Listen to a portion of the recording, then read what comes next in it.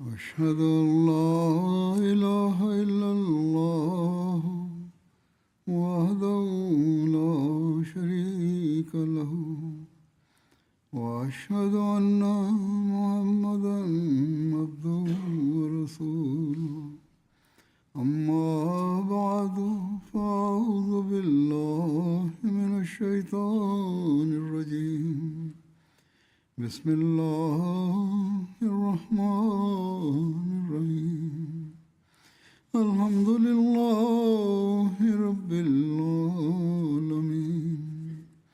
الرحمن الرحيم مالك يوم الدين إياك نعبد وإياك نستعين اهدنا الصراط المستقيم صراط الذين أنعمت عليهم غير المغضوب عليهم ولا الضالين.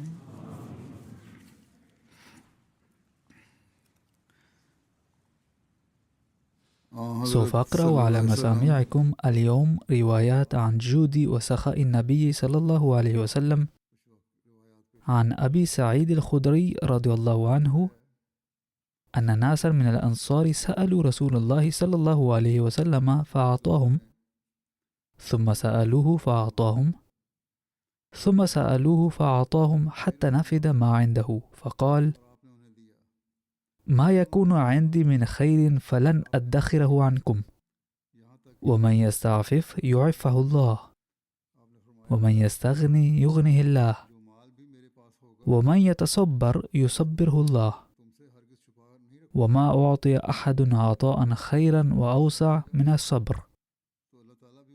فالنبي صلى الله عليه وسلم نصحهم أيضا لأن الصبر ضروري في بعض المحن، والله يجزي عليه. وعن ابن عمر رضي الله عنهما قال: كنا مع النبي صلى الله عليه وسلم في سفر، فكنت على بكر أي بعير صعب لعمر، أي لوالد عمر رضي الله عنه، فكان يغلبني فيتقدم أمام القوم فيزجره عمر ويرده، أي كان يمنعه من التقدم بضربه أو تخويفه أو بأي طريقة كانت تساق بها الإبل. ثم يتقدم هذا الجمل مطايا القوم فيزجره عمر ويرده، أي احتراما للنبي صلى الله عليه وسلم، إذ كان رضي الله عنه لا يطيق أن يسبق النبي صلى الله عليه وسلم مركب أو راكب. فقال النبي صلى الله عليه وسلم لعمر: بعنيه. قال: هو لك يا رسول الله. قال صلى الله عليه وسلم: بعنيه. فباعه من رسول الله صلى الله عليه وسلم. فقال النبي صلى الله عليه وسلم: هو لك يا عبد الله بن عمر، تصنع به ما شئت.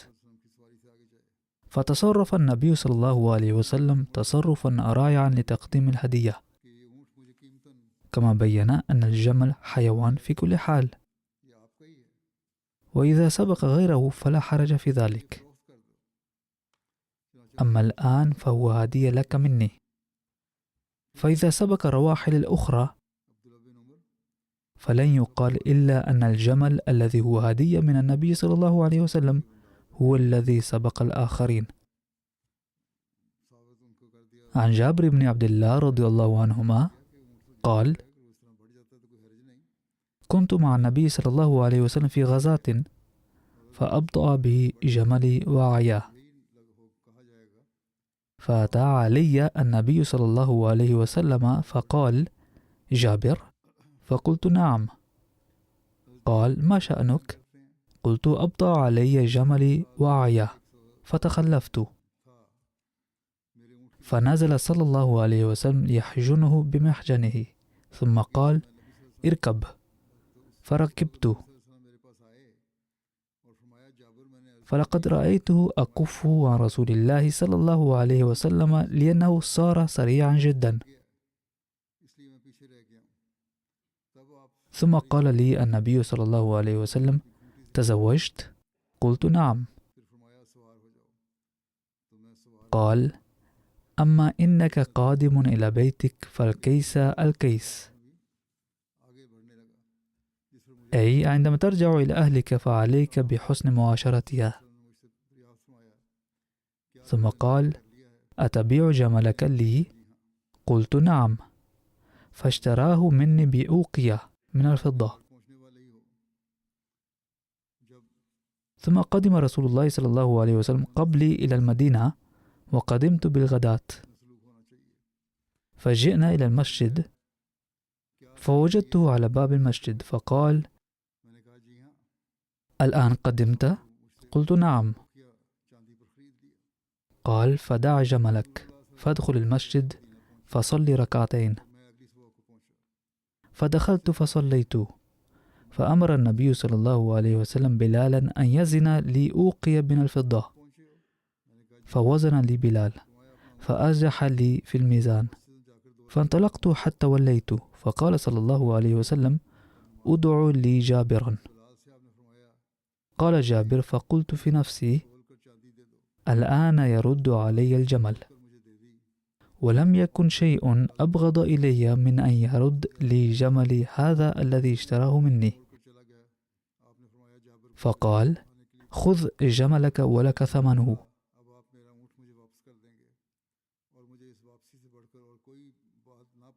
وفي رواية أخرى يقول جابر رضي الله عنه: مررت بعد ذلك بيهودي فأخبرته بالواقعة كلها، فتعجب جدا وقال: أو دفع الثمن أيضا ورد الإبل؟ قلت: نعم.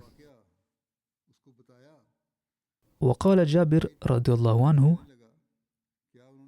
وكان في هدية النبي صلى الله عليه وسلم هذه من البركة ما جعل هذا البعير يعيش طوال عهد النبوة وعهد أبي بكر الصديق وعهد عمر بن الخطاب رضي الله عنهما.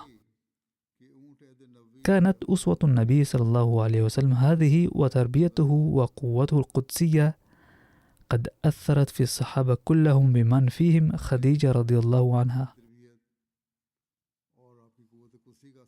ولذلك نجدها سلمت للنبي صلى الله عليه وسلم مالها كله دون ما خوف من ضيق وفقر. فقد روي أن رسول الله صلى الله عليه وسلم دخل على خديجة وهو مغموم، فقالت له: ما لك؟ فقال: الزمان زمان قحط، فإن أنا بذلت المال ينفذ مالك فأستحي منك، وإن لم أبذل أخاف الله. فدعت خديجة رضي الله عنها قريشا وفيهم أبو بكر الصديق. قال أبو بكر الصديق: فأخرج دنانير وصبتها حتى بلغت مبلغا، أي صارت كومة، لم يقع بصري على من كان جالسا قدامي لكثرة المال. ثم قالت: اشهدوا أن هذا المال ماله إن شاء فرقه وإن شاء أمسكه. فلإزالة هم النبي صلى الله عليه وسلم سلمت له ماله كله وقالت: أنفقه الآن كما شئت. عن عمر بن الخطاب رضي الله عنه أن رجلا جاء إلى رسول الله صلى الله عليه وسلم فسأله أن يعطيه، فقال النبي صلى الله عليه وسلم: ما عندي شيء، ولكن ابدأ علي، أي اشتري بعض الأشياء باسمي، فإذا جاءني شيء قضيته. فقال عمر: يا رسول الله، قد أعطيته، فما كلفك الله ما لا تقدر عليه.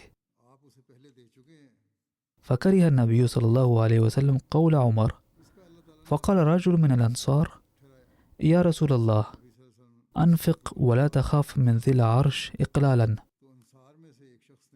فتبسم رسول الله صلى الله عليه وسلم وعرف في وجهه البشر لقول الأنصاري، ثم قال: بهذا أمرت.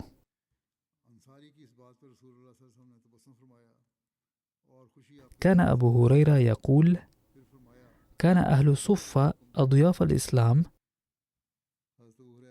لا يأوون إلى أهل ولا مال ولا على أحد. إذا أتته صلى الله عليه وسلم صدقة بعث بها إليهم ولم يتناول منها شيئا. فما كان النبي صلى الله عليه وسلم يقبل صدقة لأنها حرام عليه، بل كانت مخصصة للفقراء الآخرين. وإذا أتته هدية أرسل إليهم وأصاب منها وأشركهم فيها.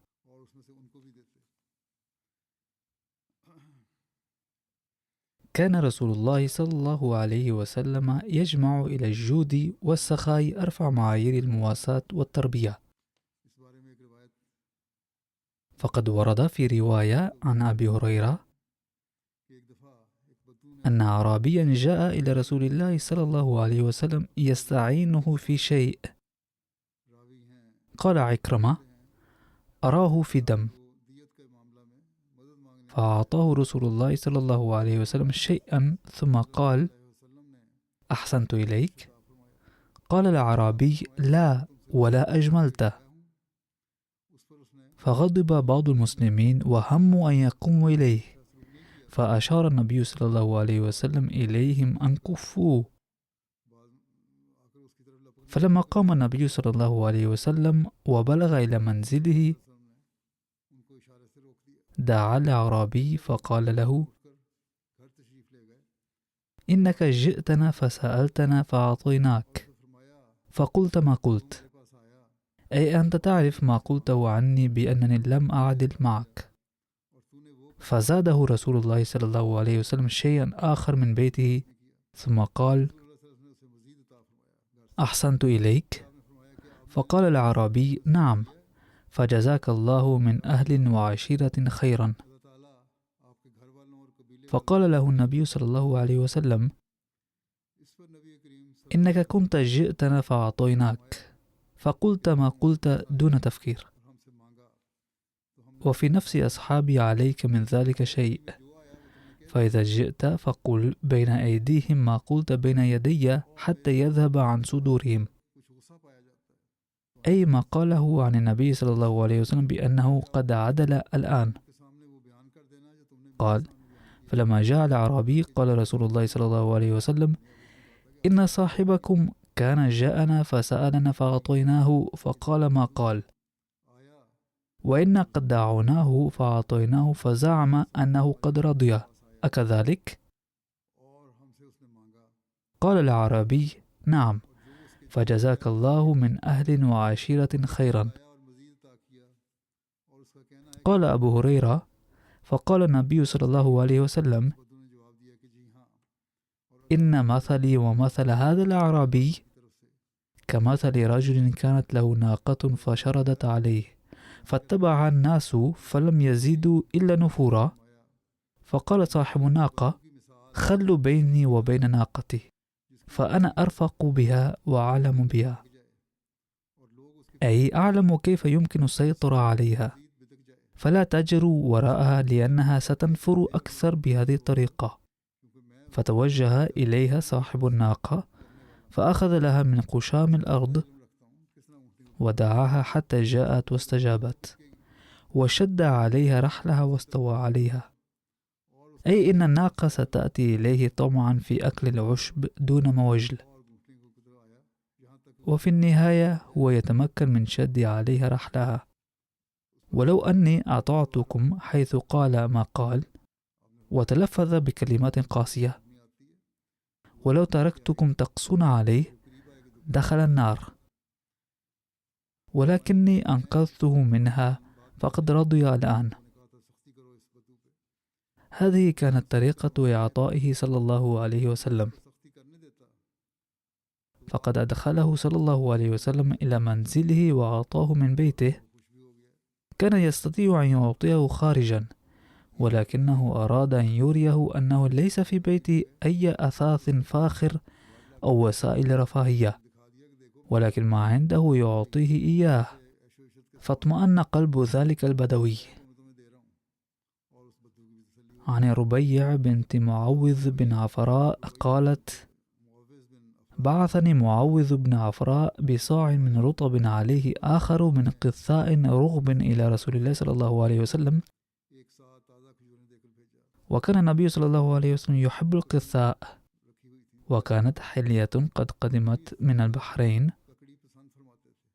فملأ يده منها فأعطانيها. وفي رواية فأعطاني ملأ كفي حليا أو ذهبا، ثم قال: تحلي بهذا. وهذا هو الرد الجميل، بحيث أعطاها الحلي من الذهب مقابل التمر والقثاء. عن أبي هريرة أن رسول الله صلى الله عليه وسلم كان يؤتى بالرجل المتوفى عليه الدين فيسأل: هل ترك لدينه فضلا؟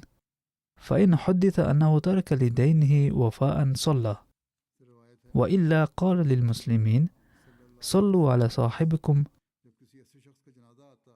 فلما فتح الله عليه الفتوح قال: أنا أولى بالمؤمنين من أنفسهم. فمن توفي من المؤمنين فترك دينا فعلي قضاؤه، ومن ترك مالا فلورثته. إن كان عليه الدين فإنني سأقضيه عنه، أما إن ترك مالا فهو لورثته.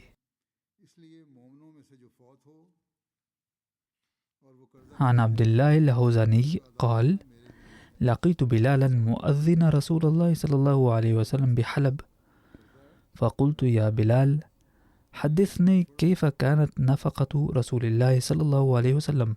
قال: ما كان له شيء كنت أنا الذي ألي ذلك منه منذ بعثه الله ومنذ أن بايعته إلى أن توفي. وكان إذا أتاه الإنسان مسلما فرآه عاريا يأمرني فأنطلق فأستقرض وأشتري له البردة فأكسوه وأطعمه، حتى يعترضني رجل من المشركين فقال: يا بلال، إن عندي ساعة فلا تستقرض من أحد إلا مني. ففعلت. فلما أن كان ذات يوم توضعت ثم قمت لأؤذن بالصلاة، فإذا المشرك قد أقبل إلى عصابة من التجار، فلما أن رآني قال: يا حبشي. قلت: يا لباه. فتجهمني وقال لي قولا غليظا، وقال لي: أتدري كم بينك وبين الشهر؟ أي ما عهدتني برد القرض الذي أخذته مني بأنك ستؤديه إلى يوم كذا أو بعد شهر، فهل تعرف كم بقي من هذه المدة؟ قال: قلت: قريب. قال: إنما بينك وبينه 4 أيام، أي الموعد المحدد لسداد هذا الدين لم يتبقى منه سوى 4 أيام، فأخذك بالذي عليك وأردك ترعى الغنم كما كنت قبل ذلك. فأخذ في نفسي ما يأخذ في أنفس الناس.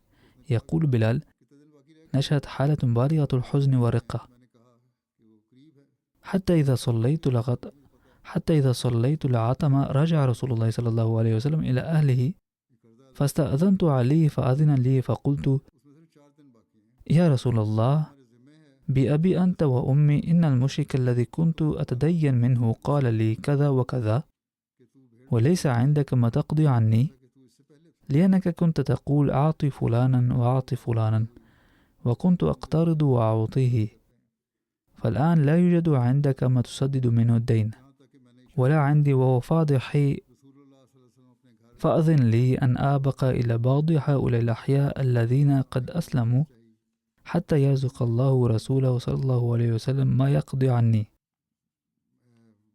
فخرجت حتى إذا أتيت منزلي بعد إذن النبي صلى الله عليه وسلم، فجعلت سيفي وجرابي ونعلي ومجني عند رأسي، حتى إذا انشق عمود الصبح الأول أردت أن ننطلق، فإذا إنسان يسعى يدعو: يا بلال، أجب رسول الله صلى الله عليه وسلم. فانطلقت حتى أتيته. بدأ من السفر ذهبت إلى النبي صلى الله عليه وسلم، فإذا 4 ركائب مناخات عليهن أحمالهن فاستأذنت لسفر، فقال لي رسول الله صلى الله عليه وسلم: أبشر فقد جاءك الله بقضائك. ثم قال: ألم ترى الركائب المناخات ال4؟ فقلت: بلى. فقال: إن لك رقابهن وما عليهن، هذه النوق وما عليها من الأمتع كلها لك، فإن عليهن كسوة وطعاما أهدهن إلي عظيم فدك، فاقبضهن واقض دينك. ففعلت، فذكر الحديث، ثم انطلقت إلى المسجد، فإذا رسول الله صلى الله عليه وسلم قاعد في المسجد، فسلمت عليه فقال: ما فعل ما قبلك؟ قلت: قد قضى الله كل شيء كان على رسول الله صلى الله عليه وسلم فلم يبق شيء. قال: أفضل شيء؟ قلت: نعم. قال: انظر أن تريحني منه، أي ما بقي منه أنفقه على الفقراء وبذلك تريحني، فإني لست بداخل على أحد من أهلي حتى تريحني منه.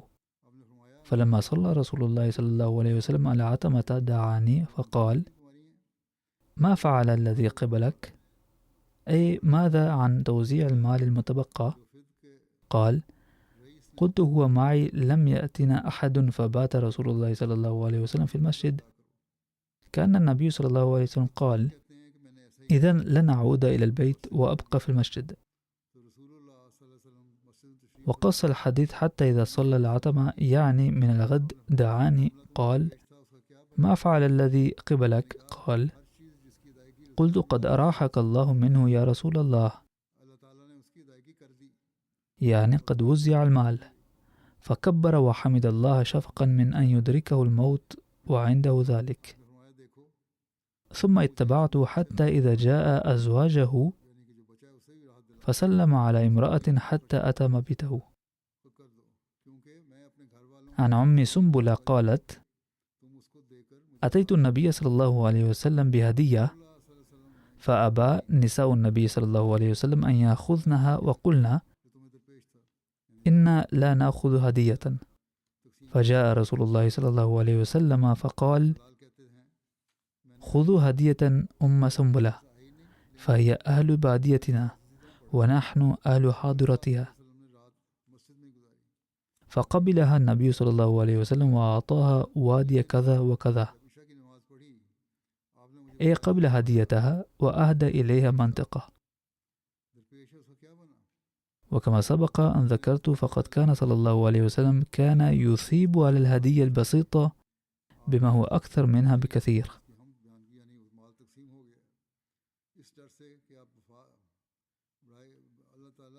عن ابن عمر أن النبي صلى الله عليه وسلم أقطع زبير حضر فرسه،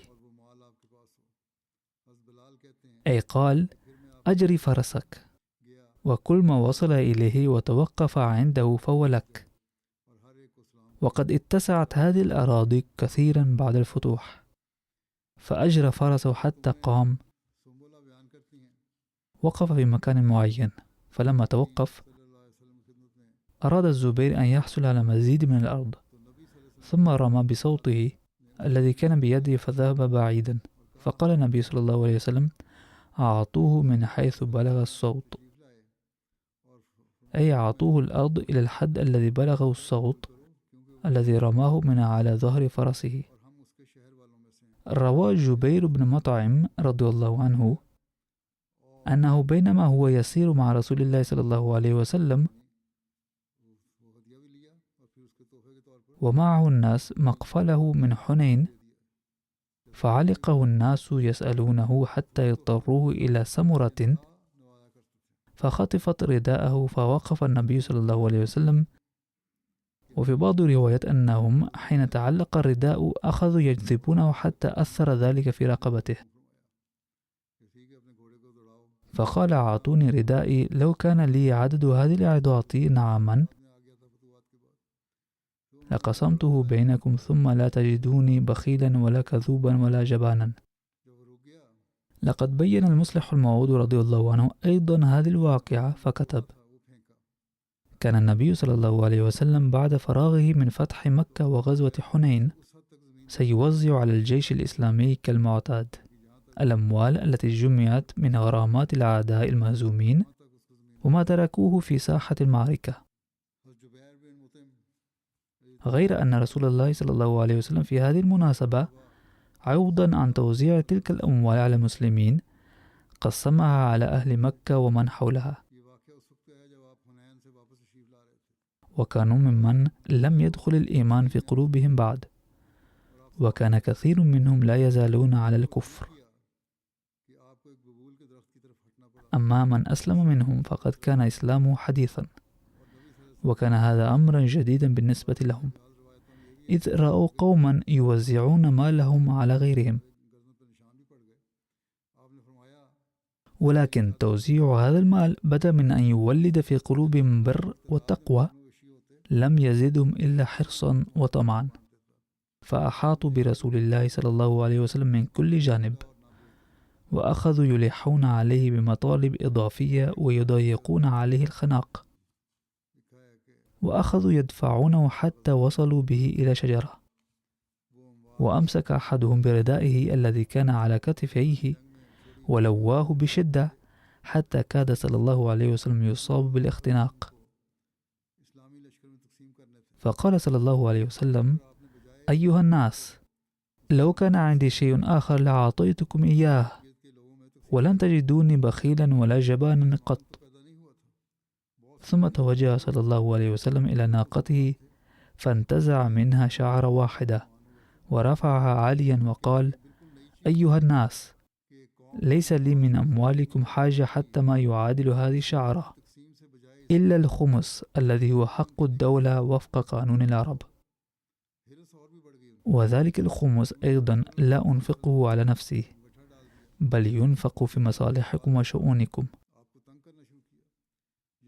واعلموا أن الخائن سيفضح أمام الله يوم القيامة بسبب خيانته.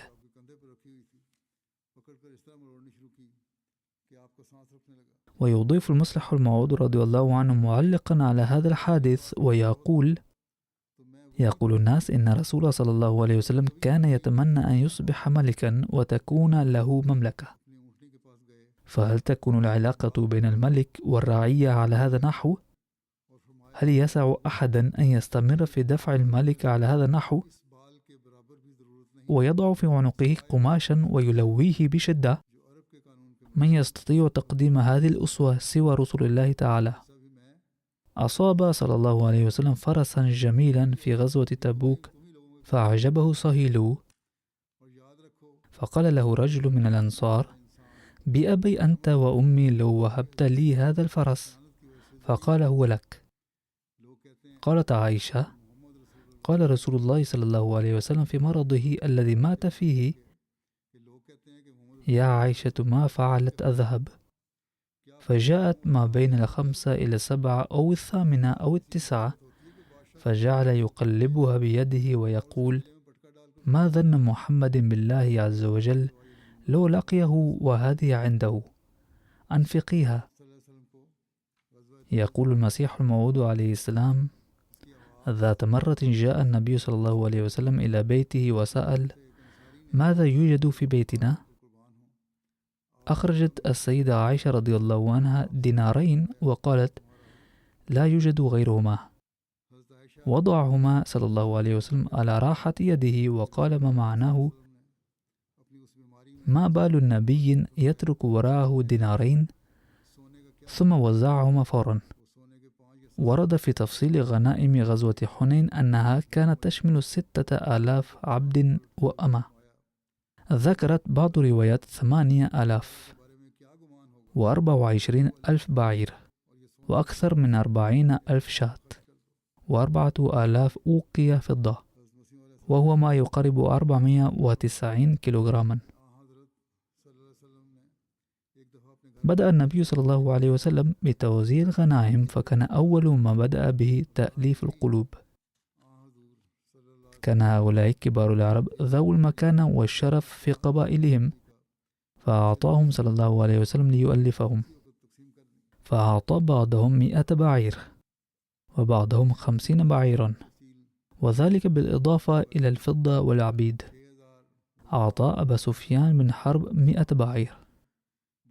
فلما مثل أبو سفيان بين يدي رسول الله صلى الله عليه وسلم ورأى كومة الفضة قال: يا رسول الله، لقد أصبحت أغنى قريش. فتبسم النبي صلى الله عليه وسلم ثم أمر له ب40 أوقية فضة و100 بعير. فقال أبو سفيان: أعطي ابني يزيد أيضا. فأمر له صلى الله عليه وسلم ب40 أوقية فضة و100 بعير. يزيد هذا كان ابن أبي سفيان، وليس يزيد ذايع الصيت السيء عالميا، فذاك كان حفيد أبي سفيان وابن معاوية رضي الله عنه. ثم قال سفيان: يا رسول الله، أعطي ابني الثاني معاوية أيضا. فأمر صلى الله عليه وسلم له أيضا ب40 أوقية فضة و100 بعير. فقال أبو سفيان: فداك أبي وأمي، إنك لكريم. حاربتك فكنت خير مقاتل، وصالحتك فكنت خير مصالح، فجزاك الله خيرا.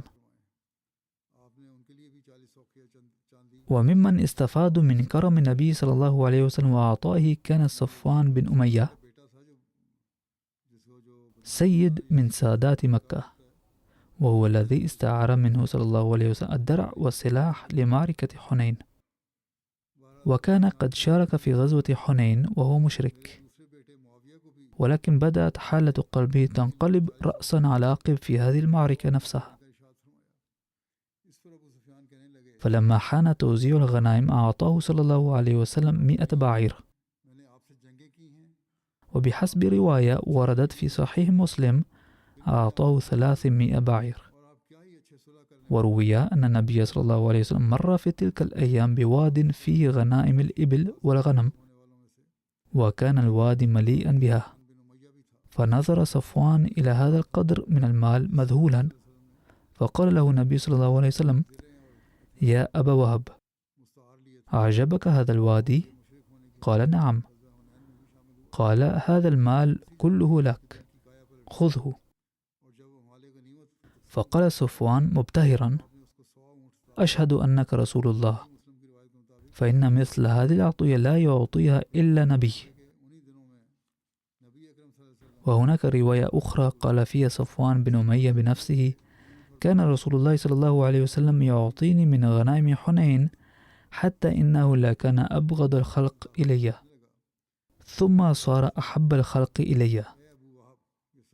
ظل النبي صلى الله عليه وسلم يعطي هؤلاء من كبار العرب، وقد بلغ عدد من أعطوا منهم أكثر من 50 رجلا. يقول المسيح الموعود عليه السلام: كان عند النبي صلى الله عليه وسلم في إحدى المناسبات عدد كبير جدا من الغنم والبقر، فقال له كافر: إن عندك من الغنم ما ليس حتى عند قيصر أو كسرى.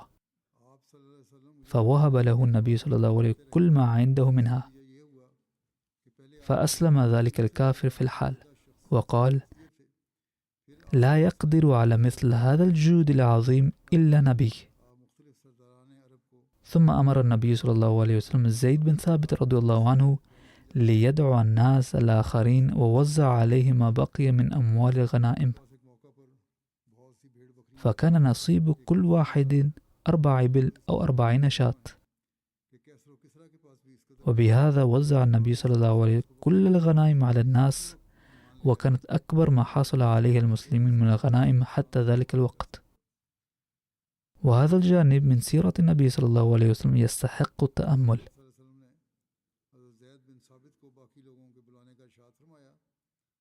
فقد اتهمه المعارضون أن المسلمين بدأوا الحروب لأنهم كانوا فقراء ومحرومين من المال والثروة.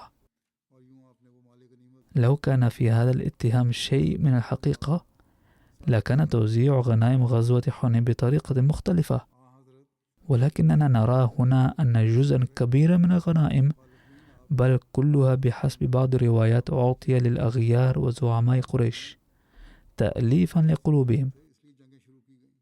وقد تكون وراء ذلك بعض الحكم، ولكن العالم قد رأى أنه صلى الله عليه وسلم لم يأخذ شيئا لنفسه من تلك الغنائم، بل لم يعطي شيئا من تلك الأموال أصحابه المخلصين والأوفياء، أي أنصار المدينة، أو أعطاهم شيئا قليلا جدا.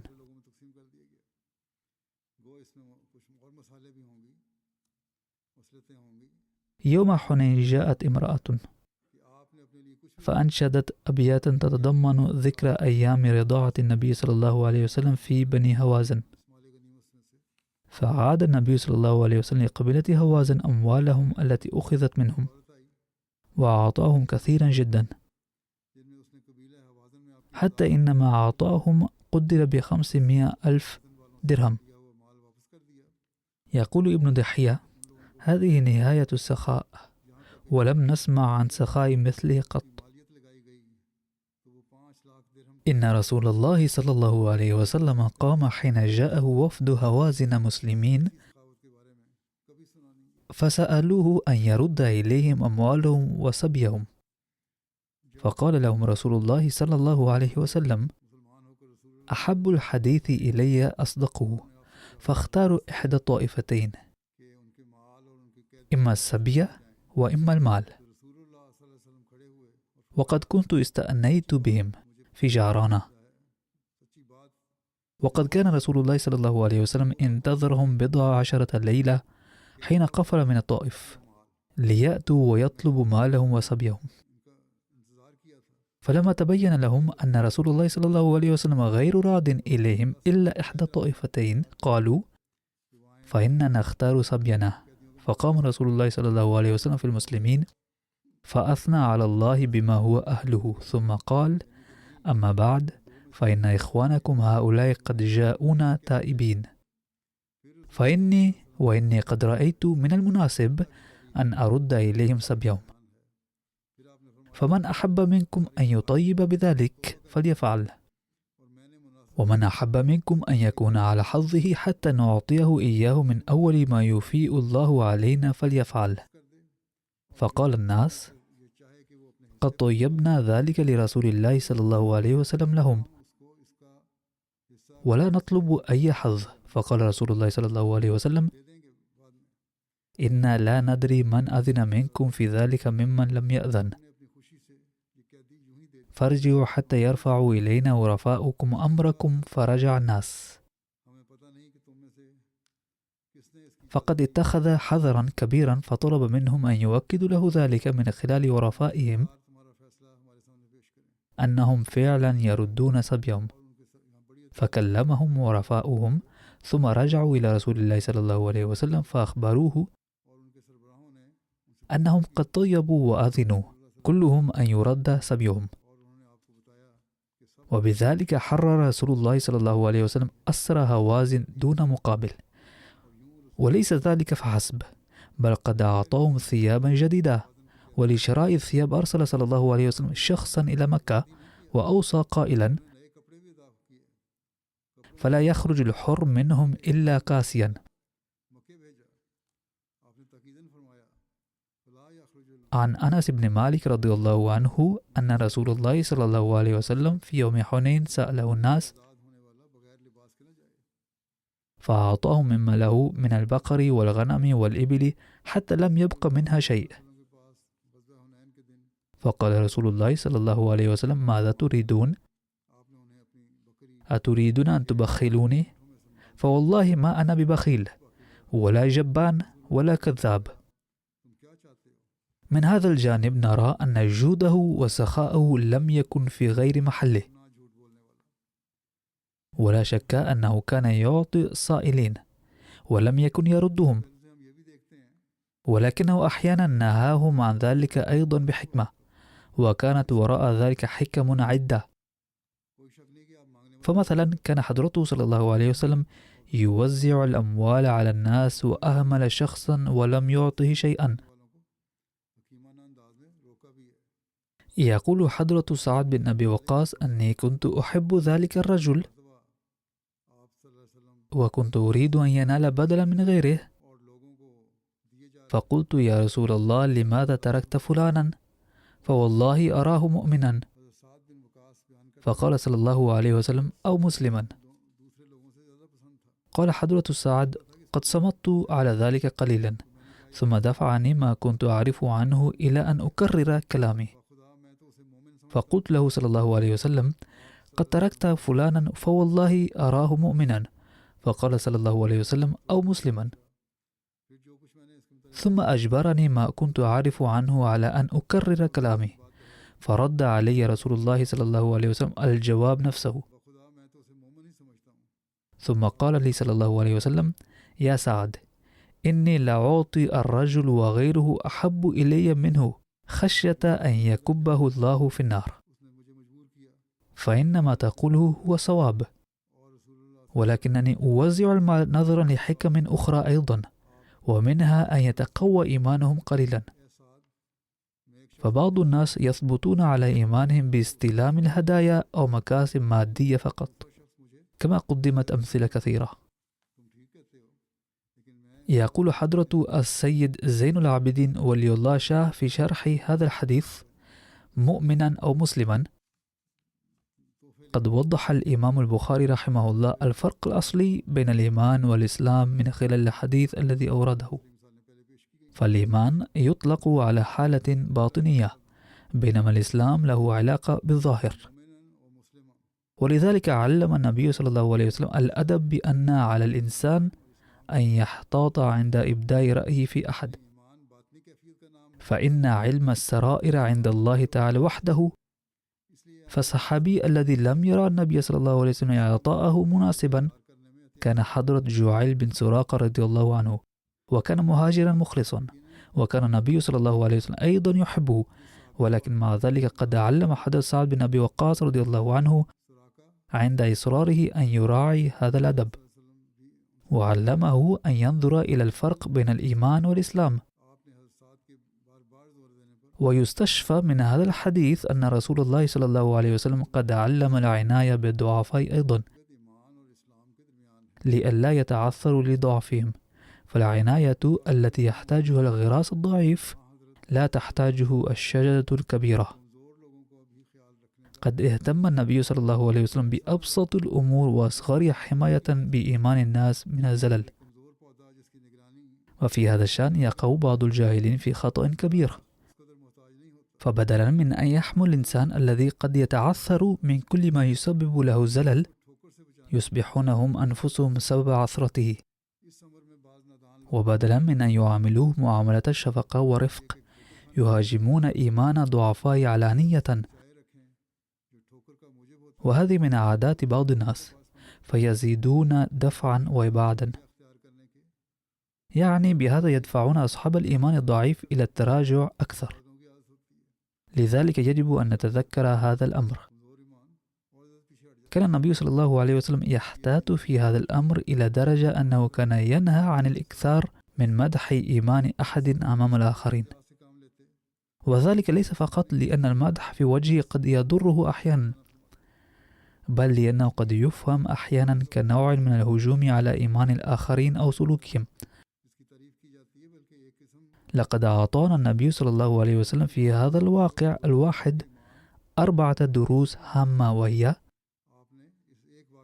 الأول، الفرق بين الإسلام والإيمان، أحدهما أمر ظاهري والآخر أمر قلبي.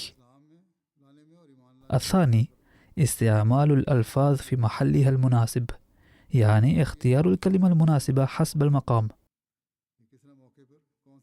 الثالث، مراعاة المؤلفة قلوبهم، يعني لمن الفائدة فيها. الرابع، عدم مدح أحد مدحا مبالغا فيه بلا تفكير، بحيث يتحول إلى هجوم على إيمان الآخرين أو سلوكهم. إن كل واقع من واقعات حياة النبي صلى الله عليه وسلم كنز من الحكمة والإصلاح. قال المسيح الموعود عليه السلام وهو يبين أخلاق النبي الأقدس صلى الله عليه وسلم الفاضلة: كان فيه صلى الله عليه وسلم كمال درجة الاعتدال، وكان كل خلق من أخلاقه يظهر في محله وموضعه المناسب. ومن جملة هذه الأخلاق الفاضلة كان سخاؤه صلى الله عليه وسلم في محله، وإيثاره في محله وكرمه في محله. له صلى الله عليه وسلم وقائع لا تحصى في الجود والسخاء، ومن خلال هذه الوقائع نرى أيضا جوانب أخرى من أخلاقه الكريمة. وعلى كل حال، فكما أن تعاليمه كانت متوازنة، كذلك كانت جميع أعماله متوازنة ومتوافقة معها. نسأل الله تعالى أن يوفقنا نحن أيضا للتأمل في كل جانب من جوانب سيرته والعمل بها، وأن يجعلنا من الذين يسعون إلى الاقتداء بأسوته الحسنة ويسيرون بحياة وفق ما يرضي الله تعالى. آمين.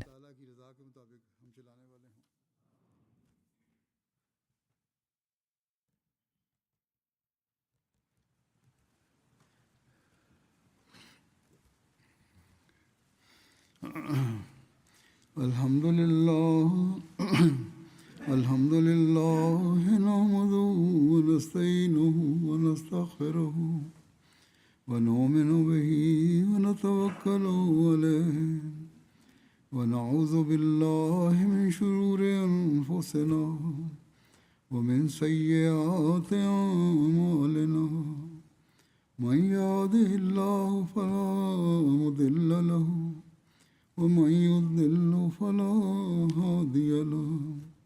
ونشهد أن لا إله إلا الله ونشهد أن محمدا عبده ورسوله.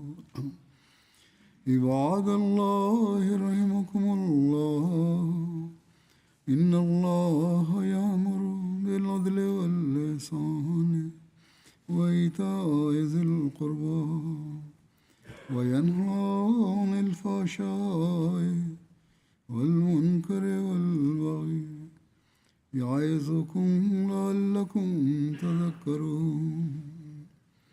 اذكروا الله يذكركم وادعوه يستجب لكم ولذكر الله أكبر.